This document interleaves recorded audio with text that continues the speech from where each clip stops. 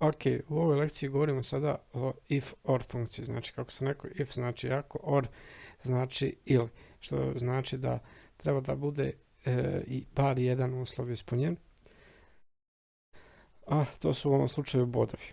No, sad ćemo kucamo odmah. Znači, ovdje ću da kucam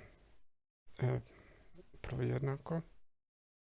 If, otvorena zagrada, evo, znači da zatvorim. Onda kucam or, pa otvorim, zatvorim zagradu.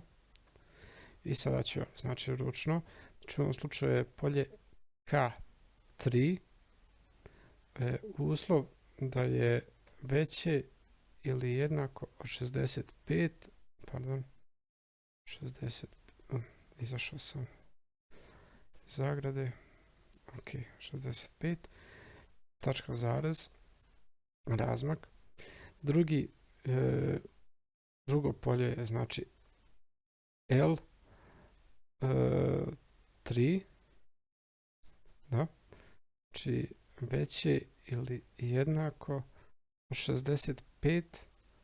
Sada ću da izađem iz zagrade, stavim tačku zarez, znači nakon prve zagrade, znači izašao sam iz or funkcije, razmak, navodnike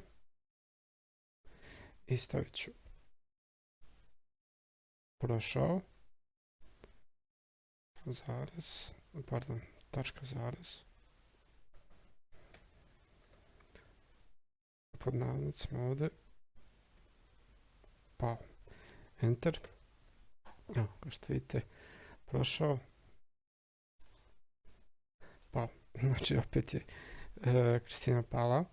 Ovdje u ovom slučaju Milena je prošla zato što je bar jedan uslov ispunjen, znači prošla je na prvom testu, imala više od 65 bodova. Evo ovdje ću ponovo Nikolu, evo stavit ću 62 boda, nema veze. Opet je prošao zato što je ovdje u drugom testu imao više od 65 bodova. A sada evo recimo Tanja, recimo stavit ćemo 62, isto prošla. Evo Nikola ovdje 60, ne 65 kako smo stavili, 60, pardon, 62